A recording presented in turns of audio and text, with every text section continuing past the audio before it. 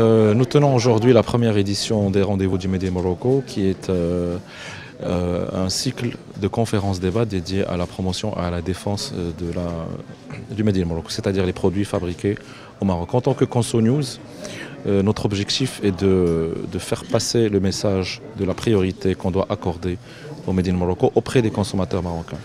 En effet, aujourd'hui, il y a pas mal de produits qu'on consomme et qui sont d'origine marocaine, fabriqués au Maroc et même parfois des produits maroco-marocains. Mais on pense qu'il y a encore un effort à faire en la matière pour convaincre les consommateurs d'aller davantage dans ce sens, non seulement par patriotisme, mais parce que le Made in Morocco mérite. Il y a des produits de qualité qui sont bon marché, accessibles et tout. Et la journée d'aujourd'hui, justement, sert à montrer que les Marocains savent faire. Il y a des exemples de réussite qui sont enviables. Voilà. Et donc, par rapport au contexte, pourquoi le Made in Morocco devient important aujourd'hui, plus qu'il ne l'a été auparavant, parce qu'il y a le contexte de la pandémie, et aussi parce qu'il y a l'ambition du Maroc d'être économiquement souverain. Cette souveraineté ou ce sentiment de devoir être souverain s'est renforcé avec la pandémie, et on s'est rendu compte qu'effectivement on ne peut pas s'inscrire totalement dans le commerce international et dans le libre-échange sans avoir quand même un minimum d'industries localisées qui peuvent être parfois vitales et nécessaires pour le fonctionnement normal d'un pays. Alors comment le faire? C'est avec de la fabrication locale et c'est encore mieux quand c'est fait par des Marocains, d'où l'intérêt aussi d'introduire la thématique des marques marocaines. La Fédération marocaine des droits des consommateurs a été invitée pour participer à cette rencontre concernant la marque marocaine est-elle un pilier pour le développement? C'est vrai que certaines marques marocaines ont traversé la crise sans beaucoup de problèmes. Et cela a été dû à, effectivement il faut le dire, à un environnement qui était déjà favorable. À savoir, le Maroc avait déjà instauré une digitalisation, une infrastructure routière, portuaire, etc., avec des hommes visionnaires et une économie forte et modulable.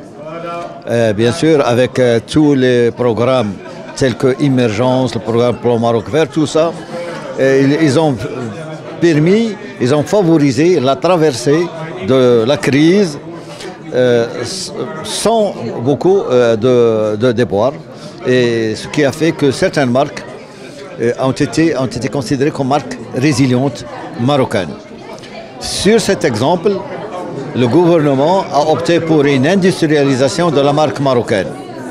Mais nous, en tant que consommateurs, on dit oui, l'industrialisation de la marque marocaine doit être accompagnée par une industrialisation de la confiance.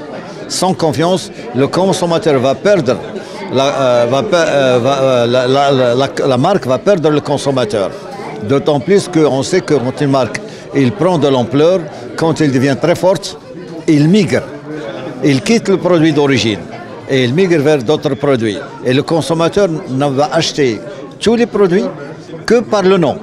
Et si le produit est défaillant, c'est la marque qui va perdre. C'est pour cela que nous insistons sur la qualité, sur la communication de l'entreprise afin qu'elle donne le choix aux consommateurs. Oui, le mouvement consumériste a commencé à débuter en 1997 au Maroc, c'est-à-dire le siècle dernier. Et la donne, elle a beaucoup changé avec la promulgation des lois, des textes de loi, le discours royal du 20 août 2008 et en même temps la généralisation du web. Maintenant, tout le monde sait ce qu'il veut, il peut le chercher à travers le web, il peut avoir les informations, même les médicaments, les maladies, il peut avoir l'information. Ce qui reste, est-ce que ce qui est présent sur le marché peut répondre à son désirata, à ses désirata? Est-ce qu'il peut répondre à ses besoins? Est-ce qu'il paye? Donc le besoin qu'il achète. Donc c'est une question philosophique, et pour passer de consommateur à consommateur, il faut que le consommateur ait l'information nécessaire. Malheureusement, Pour l'instant, l'information reste retenue ou il est fourni sous forme de code, de codage, tels que les E, tels que etc. Et le consommateur n'est pas encore arrivé à les décoder. Il y a plusieurs aspects, c'est-à-dire la réussite. Il y a les produits industriels et il y a les produits qui ne sont pas industriels. L'industrie nécessite un développement qui est assez long, avec des transformations qui sont plus ou moins complexes. Donc un des éléments les plus importants pour la réussite, c'est l'innovation. Aujourd'hui, disons, l'offre de produits, elle est mondialisée par définition aujourd'hui. L'économie marocaine est une économie qui est mondialisée, des produits viennent de partout et le Maroc est un pays qui est ouvert. Donc pour réussir, il faut être capable de faire quelque chose de différent de ce que font les autres. Donc il faut être capable d'innover. Ça, c'est un premier point. Deuxième point, en innovant, il faut gagner de l'argent. C'est-à-dire que ce qui est essentiel normalement pour une entreprise, toute entreprise, sa raison d'être, c'est d'essayer de gagner de l'argent. Si elle ne gagne pas d'argent, elle va fermer. Donc, comment est-ce qu'on va chercher de l'argent? Donc, c'est en étant différent de son concurrent. Donc, de nouveau, l'innovation est importante. Il y a un contexte qui est plus global, qui est celui de l'accès au marché. Et en même temps qu'on parle d'accès de marché, c'est de réglementation du marché. C'est-à-dire que là, l'État a un rôle à jouer qui est celui de garantir une concurrence qui est loyale. La concurrence qui est loyale, c'est-à-dire naturellement, moi, en tant qu'industriel, je ne vais pas faire quelque chose sur lequel il y a quelqu'un qui a des avantages trop importants par rapport à moi. Donc, je vais essayer de trouver un produit sur lequel soit j'ai un savoir qui est particulier, soit je vais construire une compétitivité. Par exemple, au Maroc, nous, on a du soleil et on peut faire de l'énergie photovoltaïque. Et donc, je vais peut-être chercher des produits sur lesquels je peux, moi, développer une transformation qui est basée sur cet avantage comparatif. Donc, je vais chercher plutôt ce genre d'éléments. Et puis, il y a bien sûr la capacité à avoir des gens autour de soi qui sont formés, qui sont compétents.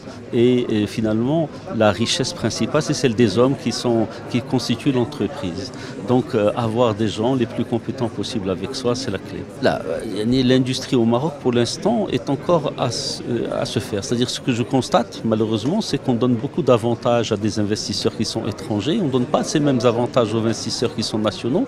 Alors, c'est une bonne chose dans un premier temps parce que ça permet de tester un concept. On se dit, tiens, on est capable finalement d'être compétitif. Mais ce qui a réussi avec un étranger doit réussir avec un Marocain. Et donc, il faut généraliser les avantages qui sont donnés dans les zones d'accélération industrielle à tout le monde, et en particulier aux petits.